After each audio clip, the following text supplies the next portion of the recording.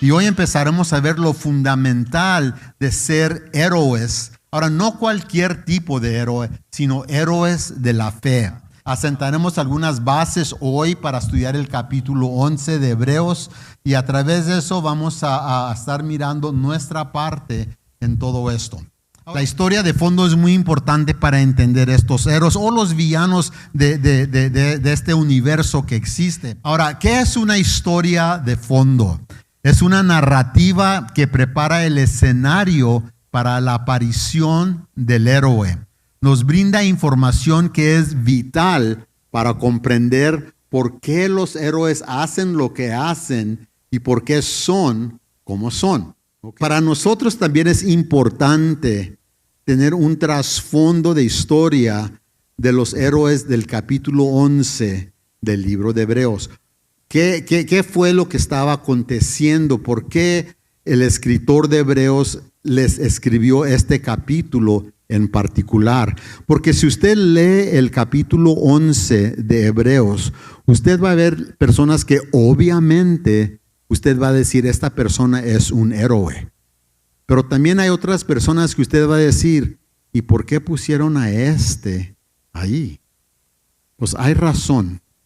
Hay razón y el trasfondo que vamos a ver hoy nos va a llevar a eso y ojalá también nos dé a nosotros algo de qué atenernos. ¿Ok?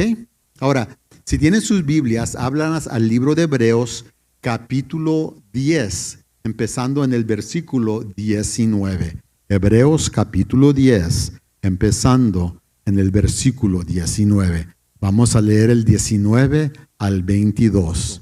Por tanto, hermanos, teniendo confianza de entrar en el lugar santo por la sangre de Jesús, camino nuevo y vivo, el que nos abrió a través del velo, es decir, por su carne, y teniendo un gran sumo sacerdote encargado de la casa de Dios, seguimos acercándonos con corazón sincero, en plena certidumbre de fe, ya que nuestros corazones han sido limpiados de mala conciencia y nuestros cuerpos lavados con agua limpia. Hay mucho aquí que desempaquetar en este pasaje. Pero está la frase allí que dice, en plena certidumbre de fe. Y esto quiere decir, es confianza inquebrantable, en la que no hay duda ni lugar para dudar en Dios. Es confianza inquebrantable. Este es el tipo de fe que debemos tener en Dios. Este es el tipo de fe que héroes tienen en Jehová.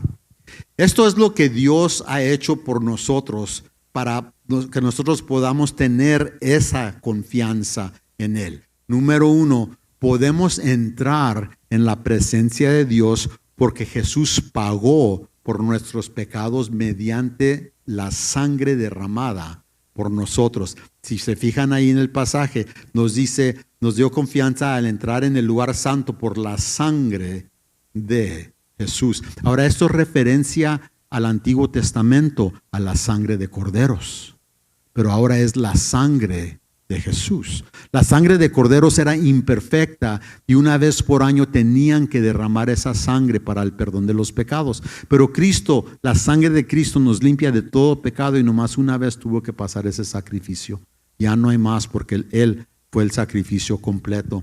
Y luego, por segunda cosa, nos dice que podemos entrar ante la presencia de Dios porque Jesús pagó por nuestros pecados a través de su cuerpo desgarrado. Si ven el pasaje dice esto: el que nos abrió a través del velo, es decir, por su carne. Si recuerdan, cuando Cristo estaba en la cruz, hubo un terremoto. Y cuando aconteció el terremoto, en el templo había un velo grueso que separaba el lugar santo al lugar santísimo. Y el velo se rompió de arriba para abajo, que es al revés. Y se rompió el velo y eso simbolizaba el cuerpo de Cristo que fue desgarrado en la cruz por usted y por mí. Para poder entrar al lugar santísimo, para poder tener esa relación con Dios. Y número 3, podemos entrar ante la presencia de Dios porque Jesús es nuestro sumo sacerdote. Ya nosotros no necesitamos sacerdotes porque Cristo es el máximo. Él entró y Él está ante el Padre y Él hace intercesión por usted y por mí. Ahora, Albert Barnes, un comentarista, tiene esto que decir de esto. Dice, nuestra conciencia culpable ha sido limpiada. Nuestro corazón fue rociado con la sangre de Cristo. Los antiguos sacrificios eran externos, pero el sacrificio de Jesús se hizo para dar paz a la mente atribulada, haciéndola santa y pura. Una conciencia construida en lo malo es oprimida por el pecado. El pecado levanta la cabeza y la mente le presta atención, así como una serpiente que levanta y va a tirarle a alguien, ¿verdad? Pero la conciencia es también lo que nos acusa de culpa. ¿Cuántos de ustedes han tenido una conciencia que le acusa de algo? Somos libres de esto, no porque estemos convencidos de que no hemos cometido pecados, porque todos pecamos, ¿verdad? Ni porque pensemos que nuestros pecados son menores que antes, dice Barnes, sino porque nuestros pecados son perdonados. Amén. Y desde que fueron perdonados, ya no producen remordimiento ni temen la ira del futuro.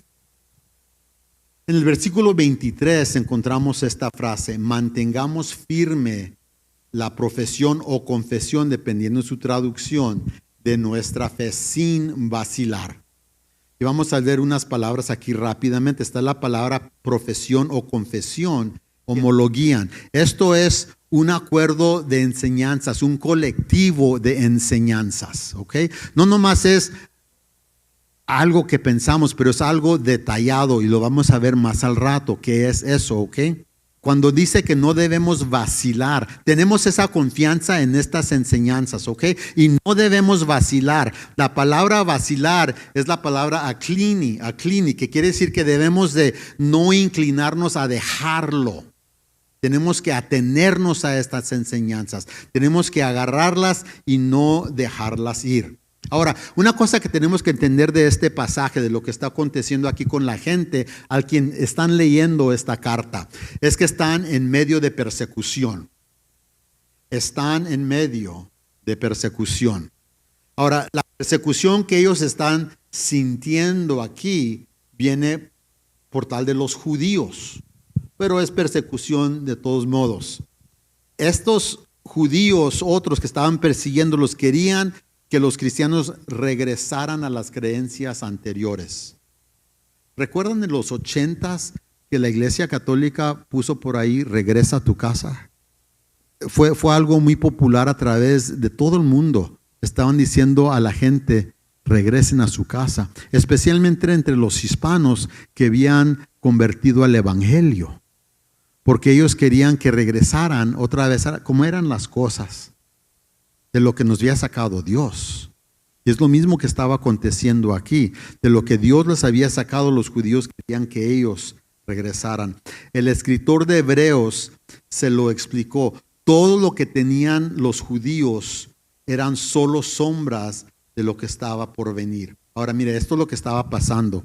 Los judíos le dijeron a los cristianos, miren cristianos judíos, nosotros tenemos un sacerdote, nosotros tenemos sacrificios, nosotros esparcimos la sangre del cordero, nosotros quebrantamos el cuerpo del cordero. Regresen. Lo que no entendían era que lo que hizo Cristo había terminado con todo eso, porque Cristo fue el sacrificio perfecto, el sacrificio completo. Jesús fue el sumo sacerdote ante Dios. La sangre de Jesús ahora es la sustancia perfecta para lavar de todo pecado. El cuerpo quebrantado de Cristo fue el sacrificio final que ahora cubre de todos los sacrificios. Mientras que el pasado fueron temporales, lo que se hizo Jesús es permanente. Ahora, estos cristianos que han profesado su fe la confesión de fe que habíamos visto, ¿verdad? Habían acordado con Dios qué era la manera de vivir la vida. Ahora, la pregunta es, ¿cómo nos fortalecemos en nuestra fe? Y es lo que dice el escritor, él les hace esa pregunta. ¿Cómo nos vamos a fortalecer de fe? Versículos 24 y 25. Recuerde que estaban bajo de persecución, entonces viene esta frase, están en medio de persecución y viene esta frase, y pensemos en cómo estimularnos unos a otros en el amor para buenas obras. ¿Qué pasa cuando uno está en persecución? Se agüita, ¿verdad? Por usar esa palabra. Uno está agüitado. Uno a veces tiene duda, entonces hay que estimularnos. Hay que decir, hey, no te rajes. Ten confianza, ten fe. Hay que abrazarnos. La palmeada en el hombro a veces ayuda mucho. Se trataba de ayudarnos los unos a los otros a perseverar en la vida cristiana. Se trataba de ser fieles en lo que hacían y cómo vivían.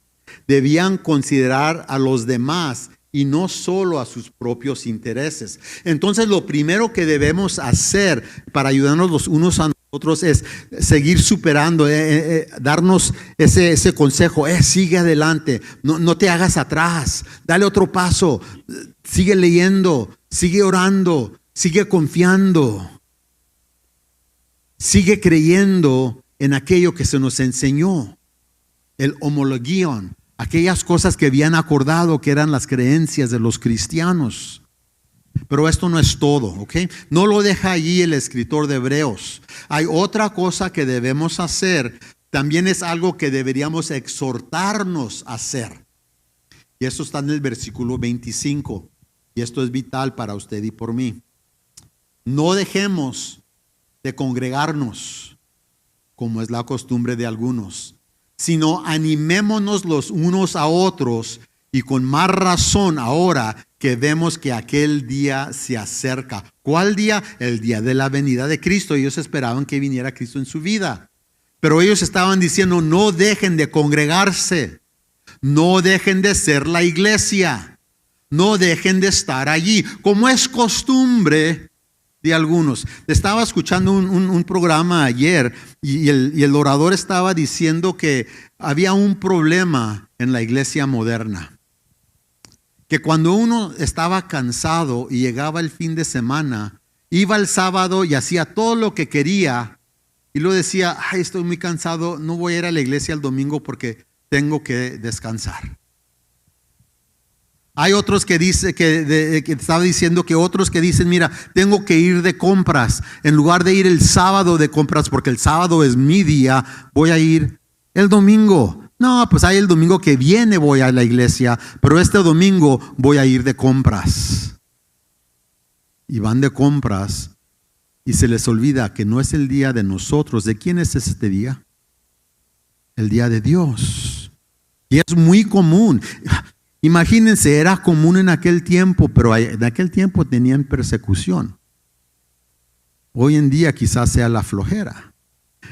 Algunos habían dejado de reunirse, pero el escritor no es duro con ellos, no como yo, ¿ok? No es duro con ellos, simplemente les recuerda que deben reunirse. Pero en el fondo de todo esto estaba la condición de apostasía. ¿Qué es apostasía? Es dejar la fe. Es dejar la fe. Y para ellos que estaban en persecución, eso era algo muy real. Pues para el escritor aquí, y pone un paréntesis muy interesante, y habla acerca del pecado. Porque está hablando de que nos debemos animarnos, de que debemos reunirnos juntos, de que tenemos creencias que debemos de atenernos. Pero de repente empieza a hablar acerca del pecado. Y esto es lo que dice. Pecar es un señal de fe débil. El pecar es una falta de devoción. El pecar es una falta de confianza en Dios. El pecar es una falta de lealtad con Dios. Esto fue una consecuencia de la persecución. Somos humanos. Sufrimos, nos duele, tememos, tenemos miedo, tememos por nuestra familia. Entonces el pecado se había infiltrado entre los cristianos. Se habían dejado expuestos a la duda y seguramente habían olvidado esa confesión, esa profesión de fe que vimos al principio que habían hecho. Ahora llegamos al punto, al versículo 31, y esto es lo que dice. Es algo terrible caer en manos de un Dios vivo. Es algo terrible caer en manos de un Dios vivo. En el contexto de la persecución, ¿verdad? Toma un sabor un poco diferente, ¿verdad? Pero ¿qué tal si no estamos en la persecución y estamos haciendo este pecado y luego sabemos que hay un Dios vivo? Esto en realidad es una referencia a 2 de Samuel, donde David está siendo perseguido y David lo están presionando y David decide obedecer a Dios que al hombre. David decide que eso sería mejor y es lo que él hace, prefiere hacer la voluntad divina. Entonces Dios pelea por David y Jehová elimina a 70,000 hombres que perseguían a David con pestilencia. Si había un ejército siguiendo a David. Sin embargo, el escritor de Hebreos, en lugar de formarlo como lo dijo David, lo forma de diferente manera. Mire, esto fue lo que David eligió hacer. Esto está en 2 de Samuel. David dice: caer en manos del Señor es mejor que caer en las manos de los hombres. En otras palabras, lo que él está diciendo es: prefiero hacer la voluntad de Dios y estar seguro porque Dios es mi amparo, porque lo estoy sirviendo, que caer en las manos y la voluntad de los hombres. Hebreos lo dice de otra manera, que había aquellos que estaban pecando y él les dice: es mejor no pecar, porque si estamos pecando, ¿qué nos va a pasar? ¿Qué tan terrible va a ser caer en las manos de un Dios vivo? Está aludiendo a la santidad. ¿Recuerdan cuando estuvimos hablando de la santidad, de que somos nación santa, pueblo escogido, real sacerdocio? Él está hablando de eso. Ahora, empezando el versículo 32. Versículo 32 dice: recuerda cómo te fue en el pasado, en aquellos días después de que la luz de Dios brillara sobre vosotros. Sufristeis muchas cosas, pero no fuisteis vencidos en la lucha. A veces fuisteis insultado, maltratado públicamente. Otras veces estabas dispuesto a unirte a los que eran tratados de esa manera. Compartiste los sufrimientos de los prisioneros y cuando te quitaron todas tus pertenencias, soportaste con la alegría tu pérdida, porque sabías que aún poseías algo mucho mejor que duraría para siempre. Esto aconteció muy despuesito de que ellos habían aceptado a Cristo. Pasaron por esto, pasaron por esos afanes. Entonces el escritor de Hebreos les está recordando de lo que habían pasado, y como en aquel tiempo de recién cristianos lo habían soportado y habían dicho: no voy a retroceder en mi fe. Pero ahora, de siendo cristianos, de siendo personas ya con años en la fe, están retrocediendo. Él les está diciendo: acuérdense que no hicieron eso en el pasado, ¿por qué lo hacen hoy? ¿Qué es el problema? El escritor de Hebreos, cuando enumera problemas, ¿por qué está pasando esto? Una de ellas es que quizás no se estaban hablando los unos a otros y dándose porras. No te rajes, sigue en la fe. Pero la otra razón era porque quizás habían abandonado de reunirse como congregación. Corrían más peligro de abandonar la fe si dejaban de reunirse con la iglesia. Que uno de los primeros pasos hacia dejar el camino de Dios es dejar de reunirse con la iglesia. Dejas eso y ya lo demás es muy fácil. ¿Sabes qué? Que este domingo voy a ir al Outlet Mall porque tienen venta en zapatos. Y es muy fácil hacerlo la primera vez. Y luego regresas por 2, 3 domingos. Y luego, bueno, el siguiente, ¿sabes qué? Me invitaron a comer o viene visita o a cualquier otra excusa y es más fácil y más fácil. Y de repente empiezas a venir a la iglesia cuando lo sientas o cuando estás pasando por pruebas que quieres que Dios haga algo por ti. Y luego de repente dejas completamente. Y luego hasta te da vergüenza de regresar. Porque ¿qué van a decir de mí si regreso? No he estado yendo muy seguido. Y esto es lo que el escritor les está diciendo a estas personas. Les está hablando acerca de la fe. Pero fíjense lo que ellos estaban pasando. Insultos en público, maltratados en público, sintieron afectados cuando estuvieron junto con aquellos que sufrían lo mismo, fueron categorizados con los presos cuando se les pusieron del lado de aquellos que fueron acusados injustamente y encarcelados, perdieron sus pertenencias, soportó lo que los otros perdieron sus derechos como judíos y quizás perdieron sus derechos como romanos, perdieron su posición en la comunidad o en el círculo de amigos, perdieron mucho. Y en medio de lo mucho que estaban perdiendo, el escritor le dice, vamos a luchar. Dice en versículo 32 que hay gran lucha con sufrimientos. En 32 se recuerda cómo te fue en el pasado, en aquellos días, después de la luz de Dios que viría sobre vosotros, sufristeis muchas cosas, pero no fuisteis vencidos en la lucha. Y podemos decir que es una gran lucha. Y esto es interesante porque hay varias palabras aquí muy importantes. Donde dice gran lucha, no era una lucha. La palabra gran es la palabra poli, que quiere decir mucha. Eran muchas cosas que estaban pasando. Muchas aflicciones. Y luego la palabra para lucha es una palabra que se utiliza para competiciones atléticas. La palabra aleticín. Aleticín se utiliza cuando uno está compitiendo. Que hay competencia, que hay ganadores y hay perdedores, que uno tiene que contender por algo en público, hay que hacer combate. La idea es que tendrían muchas pruebas y hubo lucha por mantener la fe. Tienes que luchar por la fe. Y lo tenían que soportar eso, soportar lo que estaba aconteciendo, absolutamente y enfáticamente. Antes de las desgracias y pruebas, tenían que aferrarse a Cristo. Y luego los sufrimientos que tenían que pasar, las aflicciones duraderas que tenían que sufrir. Esta es una imagen, poderosa.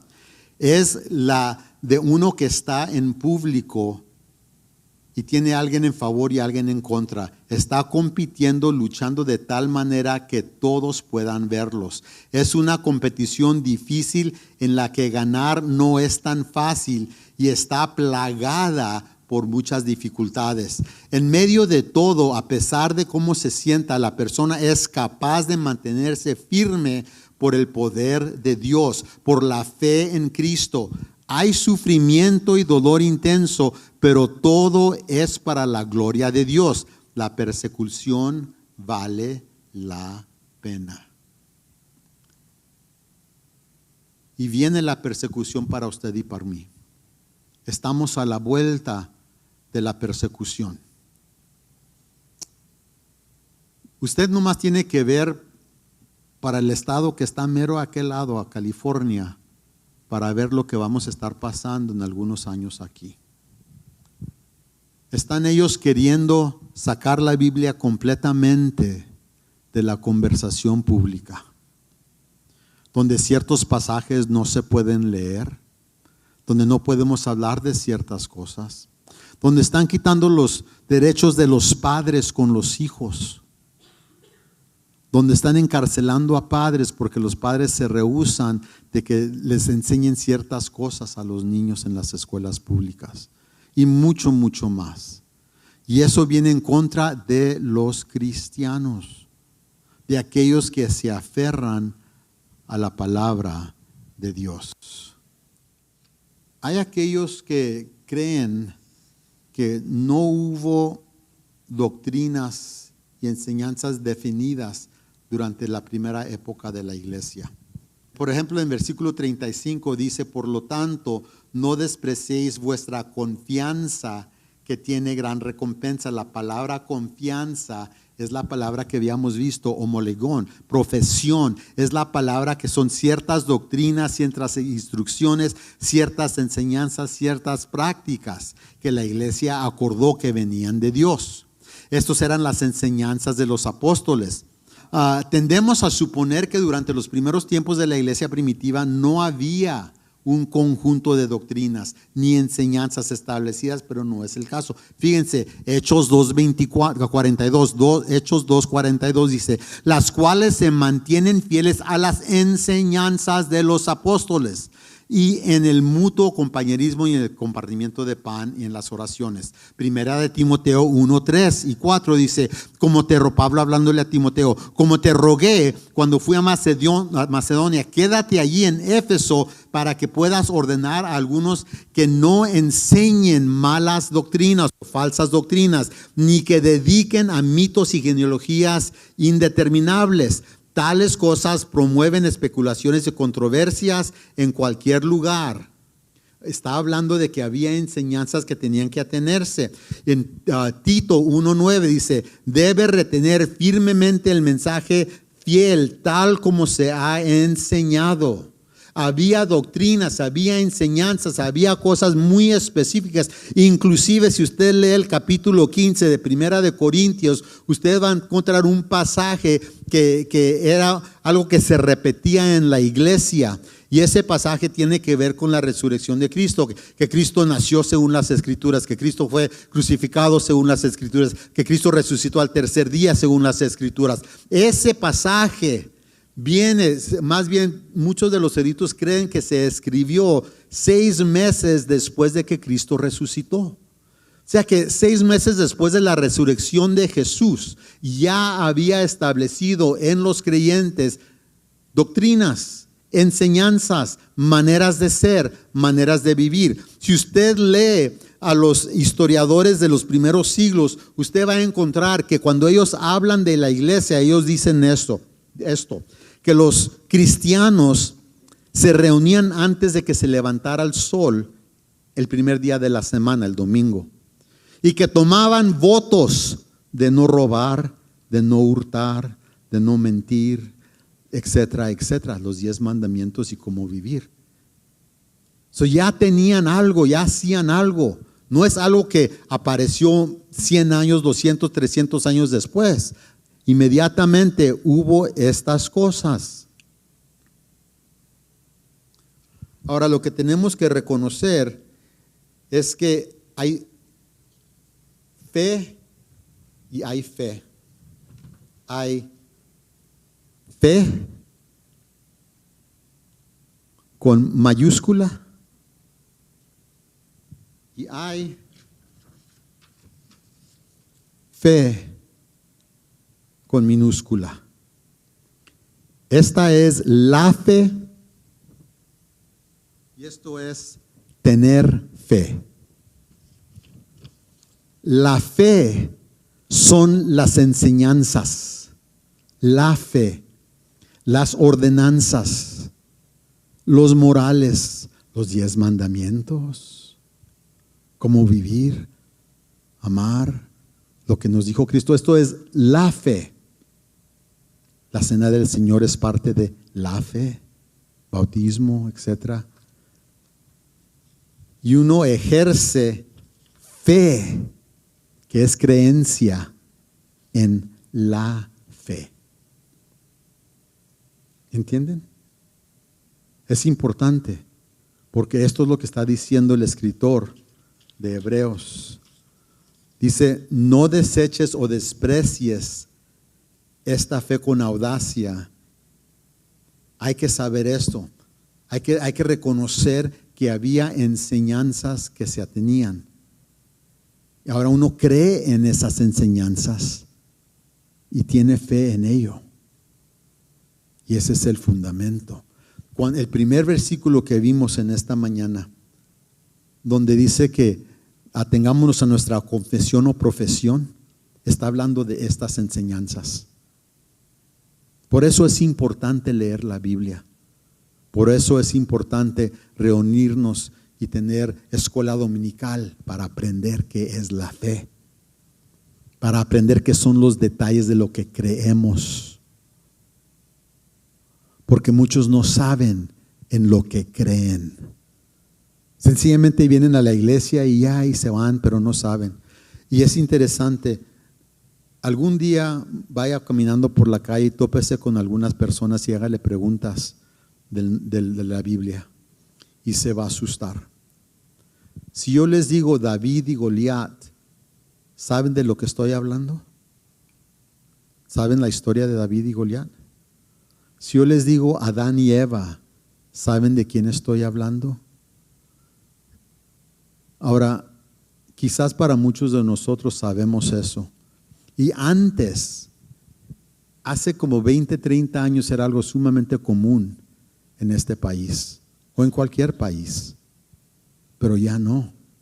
El 74% de los jóvenes de 25 para abajo no conocen nada de la Biblia, nada. No saben la fe, aún los que están en nuestras iglesias. No leen, no escuchan, no saben la diferencia de fe y fe. Creen que fe es sencillamente creer que algo va a pasar, así como una esperanza. Quizás mi esposa me va a hacer frijoles para la comida, unas tortillitas frescas. O a lo mejor hasta de Albuquerque, no importa, ¿verdad? Pero esa es una fe, no sabemos si va a pasar o si va a pasar. Pero eso no habla la Biblia. La Biblia nos dice, Hebreos nos dice, que hay aquella cosa que es la fe. Y necesitamos conocer la fe. Me acuerdo una vez, mi tía Manuela me invitó a tomar café un domingo en la mañana. Y ella tenía una lista de preguntas. Y eran cosas que sonaban bien, y la pregunta era, ¿está en la Biblia o no está en la Biblia? Y algunas no estaban en la Biblia, como, ayúdate, yo te ayudaré. Y ahí tomando café con mi tía Manuela, ella empezó a leer esas, y yo decía sí o no, y a veces me regañaba porque decía la respuesta equivocada, y mi tía me enseñaba, no, mira, esto es lo que dice la Biblia. Hay que saber, hay que conocer. Parte de ser un héroe en la fe es eso, la diferencia entre la fe y la fe. Llegamos al final de este capítulo 10 y es un punto importante. Versículo 37 al 39 dice esto: porque dentro de muy poco tiempo, otra vez la misma frase, dentro de muy poco tiempo, o sea que ellos están esperando que algo va a acontecer. El que ha de venir vendrá y no tardará, pero el justo vivirá por fe. Y si se vuelve atrás, no será de mi agrado. Pero nosotros no somos de los que se vuelven atrás y se pierden, sino de los que tienen fe y salvan su alma. Aquí el escritor está citando el libro de Habacuc, capítulo 2, versículo 3. Ahora, en Habacuc, la mente de Habacuc y de los líderes de este tiempo, ellos sabían que los caldeos venían y iban a derrotar a Israel y que se los iban a llevar esclavos. Ellos sabían que eso iba a acontecer. No había duda, ya había sido profetizado y el pueblo de Israel se había alejado tanto de Dios que eso era el juicio de Dios. Pero Habacuc y los líderes tenían miedo de ciertas cosas. Ellos temían que esto iba a pasar, que la ley de Dios iba a cesar, que la adoración de Dios iba a cesar, que la capacidad de profetizar y tener visiones iba a terminar y que cesaría las enseñanzas de la ley de los profetas. Ellos temían que eso iba a pasar. Entonces el escritor de Hebreos alude a eso. No tengan miedo. Si están en persecución, ellos estuvieron en esclavitud, pero nada de eso cesó, nada de eso terminó. Porque la gente del tiempo del escritor de Hebreos temía que eso iba a pasar. Versículo 39 dice lo siguiente: no somos gente que retrocede y se pierda o pierde. En cambio, tenemos fe, tenemos este tipo de fe en la fe y somos salvos. La fe viene, según Romanos 10:17, la fe proviene de oír la palabra. La fe de Dios proviene de oír la palabra de Dios. Y tenemos que escucharla. La cosa interesante al ver estos pasajes, si vemos el libro de Hebreos en el griego, no tiene versos ni capítulos.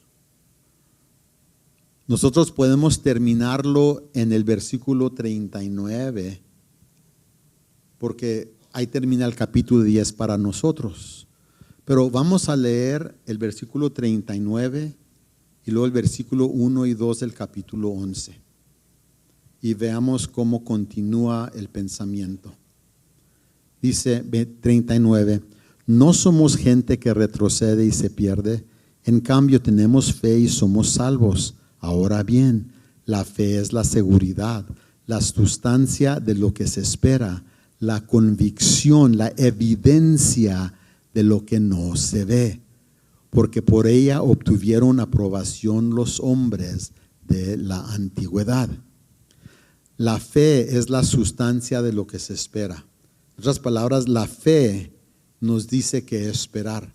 Tenemos este tipo de fe, que la fe es segura.